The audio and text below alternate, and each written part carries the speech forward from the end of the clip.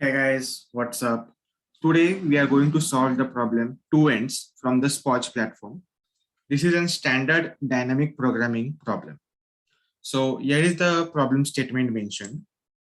I will explain this problem statement in brief so that you can understand. So what they're saying is we have been provided a stack. So this stack contains an integer array. So this integer array contains pile of cards, and each card has a number written on top of it. Okay.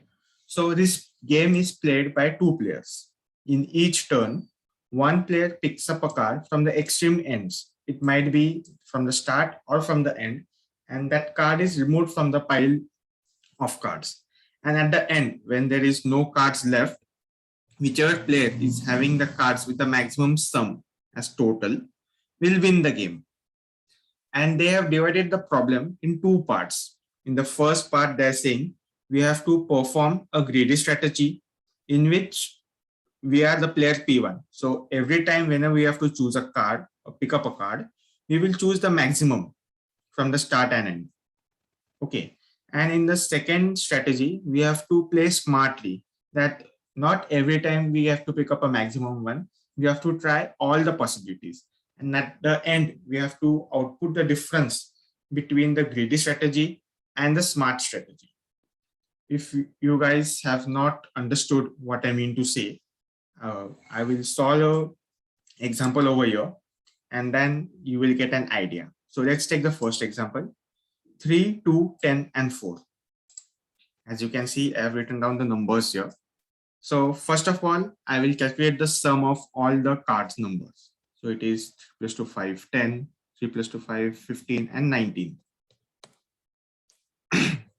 So player P1 means we are playing, and P2 means our opponent. Okay. So it is our turn first. So we are performing a greedy strategy where we will pick up the element which has the maximum number. From start and end, 4 has the maximum number. So we will add 4 and we will delete this from here. And the end pointer will shift here now. Okay. So now player P2's chance is there. So we will also pick up the maximum from 3 and 10, which is 10. 10 goes here. Now even this is deleted. Now it is our turn. So we will pick up the maximum from 3 and 2. It is 3. And now only one element is left. So player P2 will pick up that. So total here is 7. And this total is 12. Okay. So who wins?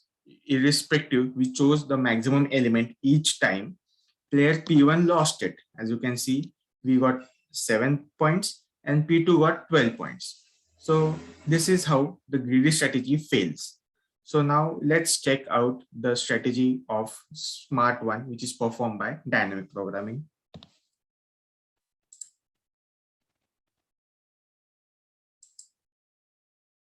So now let's look at the dynamic programming strategy. Okay. So in dynamic programming strategy, in each turn, whenever we play, there are two possibilities. Either we choose the starting element or we choose the ending element. Okay. So first I will explain you guys each test case. So if I choose the element from start, okay. So what are possibilities do I have? If player P1 chooses this element, 3. So the player P2 has two possibilities. Whether he can choose this element, which is start plus 1, or he can choose this element, end. And we will assume that whenever player P2 has a chance, he will pick up the element which is maximum from both. Okay, so as we are picking up this element, 3, it gets deleted. So the player P2 will pick up 4, which is at the end. And now we have two possibilities, end minus 1 and start plus 1. So we have to again perform dynamic programming, means we have to again put a call to the recursive function having the coordinates as start plus 1 and end minus 1 to again perform the same steps. Okay, now suppose a case occurs when the player P2 chooses the element start plus 1. Okay, we choose start and the player P2 chooses start plus 1 in the next turn. So element 2 gets eliminated. Now we have end and end minus 1. So in that case, what we have to do, we have to make a call for those elements like end minus 1 and end, or even, yeah, it's n minus 1 and end. Okay, so this was the first test case. Now we look at the second test case.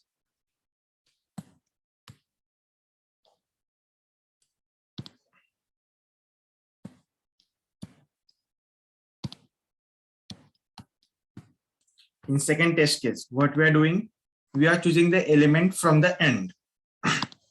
So when you choose the element from the end, this gets deleted. And here we have end minus 1. And here this is start plus 1.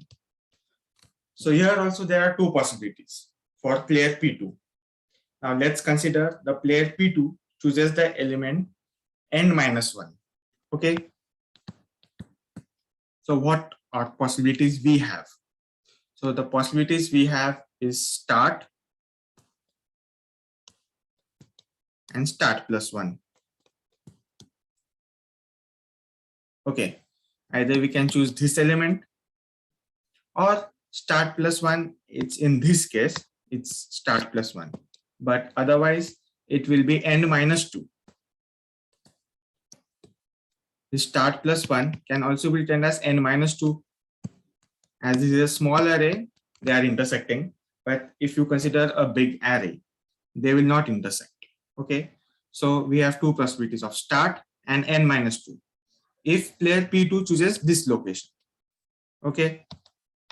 Now, if player P2 chooses this location, the third one, I mean the third element, the start position. So what are possibilities we have? Then we have the possibilities of n minus 1 and n minus 2. And these are the two test cases. And at the end of this cycle, we will store the maximum of choosing the start element or choosing the end element. I hope you guys are clear with the intuition.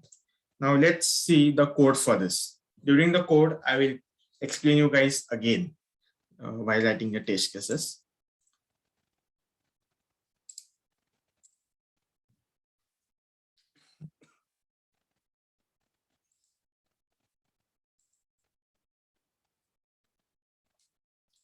We will write the code in C++.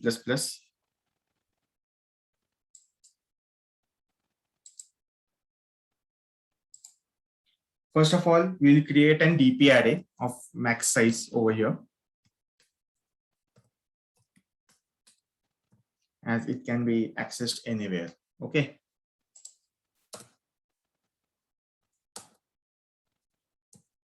So first we will have a look at how they are giving us the inputs. So what they have mentioned that there are multiple test cases and they are not mentioned that how many test cases are there. So whenever we'll encounter 0, it means that the test cases are over. And at the input line, the first element denotes the number of elements in the array. So that's 4, 3, 2, 10, 4, 8. There are 8 elements. Okay. So I will accept the elements over here first. I will declare int n. I also create an array and then variable t to store the games. Which game? As you have mentioned, that game 1, game 2, game 3. We have to even display that in the output. So I will store that. Now I will start a while loop and I will input our n, the size. After that, I'll initialize the variable sum. I have not yet explained the concept of the greedy strategy, how we will calculate that. I will explain at the end of the program over here. So first, we will write the base case that if n is 0, then return 0. Otherwise, you will start accepting our elements.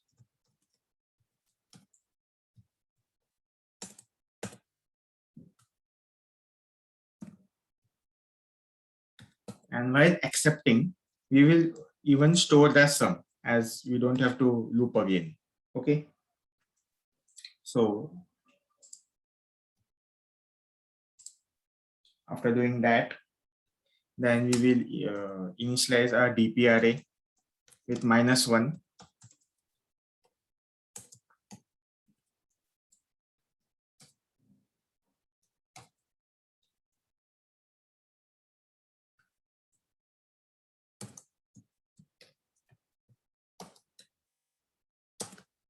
And now after this, we will initialize a base case for the DP array.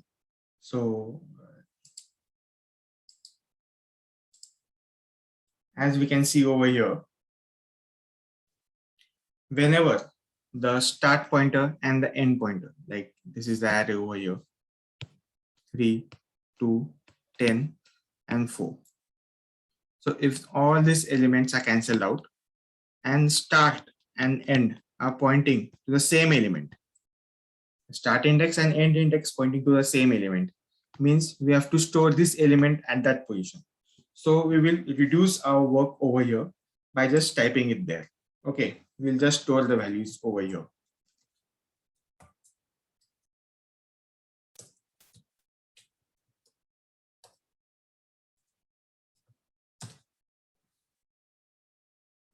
Okay, that's done. And now we will call a helper function. We'll name this function as helper. The starting index and the ending index. Okay, so let's write it.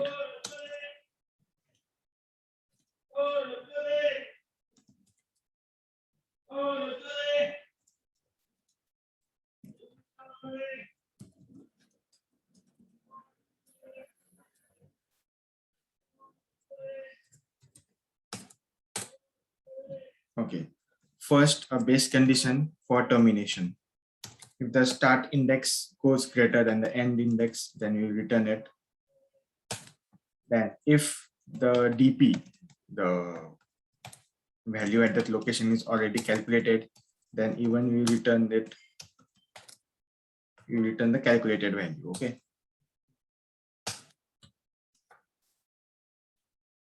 Now, as I mentioned, if the start equals to end,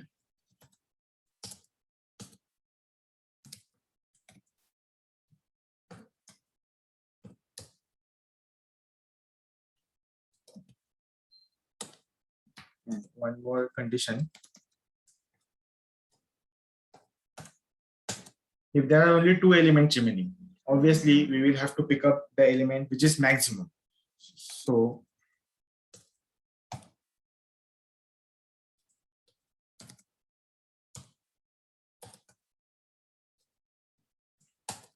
and now here we will begin our code. So first of all, I will do it for the first value. So in first test case, what we are considering is the element number 1. I mean the element at the starting position. Okay. So whenever we consider the element at the starting position, now we will, as I mentioned, the player 2 will always choose the element which is maximum. Player 2 is playing greedily, only we are playing the smart way. Okay. So over here, again, I will guys tell you 3, 2, 10, and 4. If we are choosing this element, okay, and now this is the end one. What condition we have mentioned? Start +1 over here, my bad. This is start +1 and this is end. So the player 2 is playing greedily, so he will consider this element, and this is n -1. Okay, so when he's considering this element, then we will have two possibilities the next time. It is start +1 and n -1. So here we will again call a recursive function.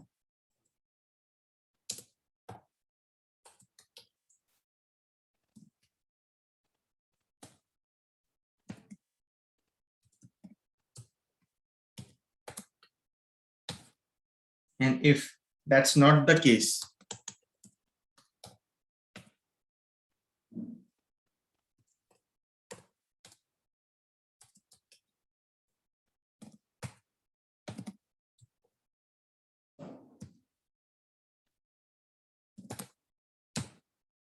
if that's not the case, and if he's choosing this element,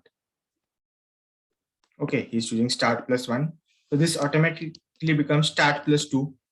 As I mentioned that this is a small array which I took for explanation, so it's become start plus 2 and end. So we'll do the comparison between these two elements, the start plus 2 and the end one.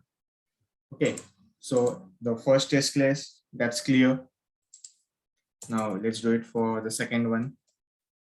In second test case, we are choosing the elements from the end. Again, we have to apply the condition over here.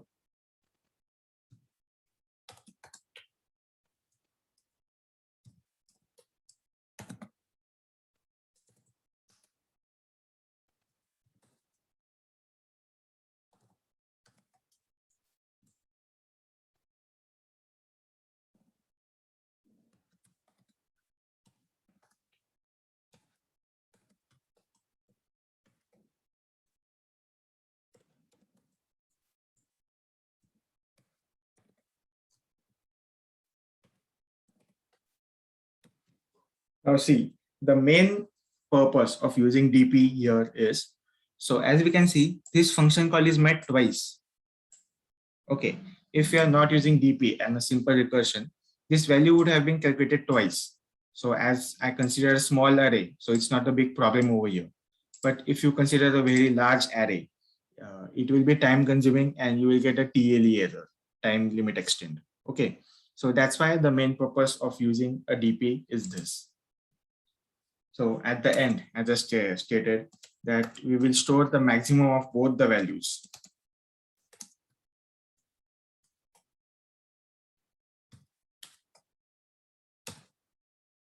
And then we will return.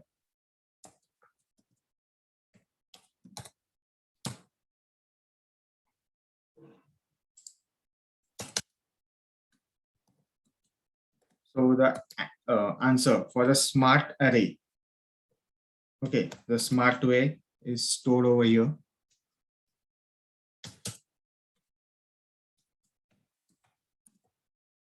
Now, let me tell you guys a simple trick, you can say. Okay, so while we were performing the greedy method, the total sum is 19. And what we got from the greedy method, that our sum will be 7. Okay, where the player P1 loses. If you have missed that part, you can again rewind the video and check. The player P1 loses where he has 7 points and the opponent has 12 points. Okay, so now it's a simple math that if I'm getting 7 as in my greedy stage, so when I'm playing smartly, obviously I will get the remaining amount. It means 19 minus 7, this 12. So the player P2 is having 12. Okay, so whatever amount I'm getting while playing the smart way, the remaining amount I will get while playing the greedy way. Okay, so how can I put it down is like the greedy is sum minus smart.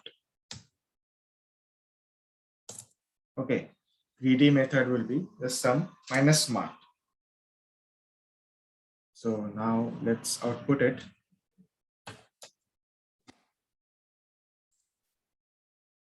I will just copy this statement from here. Paste it down here. I'm using an end line as we have to skip to the next point.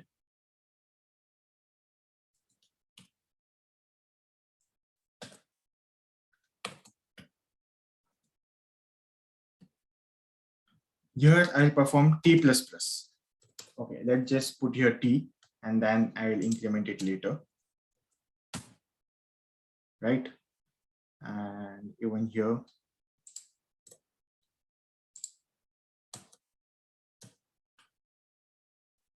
Here I have to put smart minus greedy.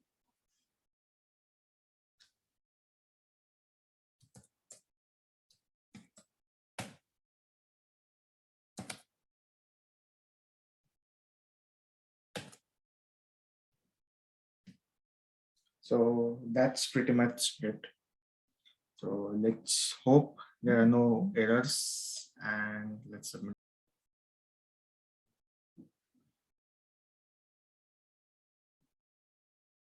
So as you guys can see, the solution is accepted. I will even mention the C++ solution as well as the solution which is written in Java in the GitHub link in the description. Thank you for watching this video. Stay safe.